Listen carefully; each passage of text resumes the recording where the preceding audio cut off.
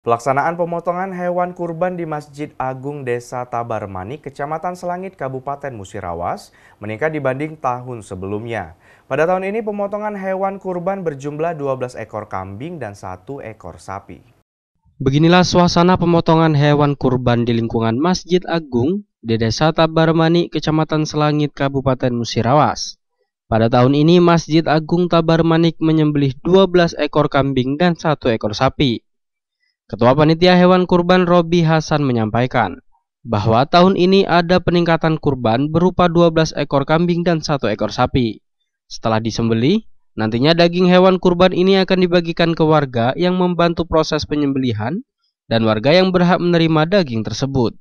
Kembali dirinya menyampaikan, proses penyembelihan hewan kurban tersebut sesudah sholat zuhur sekitar pukul 12.30 waktu Indonesia bagian Barat. Kurban kambing berjumlah 12 ekor dan sapi 1 ekor. Dari tahun yang kemarin lebih meningkat apa menurun untuk hewan kurban di ini? Alhamdulillah pada tahun ini mengalami peningkatan. Nah, waktu tahun kemarin berjumlah 10 ekor kambing. Jadi untuk tahun ini meningkat. Kambing berjumlah 12 dan sapi 1 ekor. Ya, untuk pemotongan tadi jam berapa, Pak?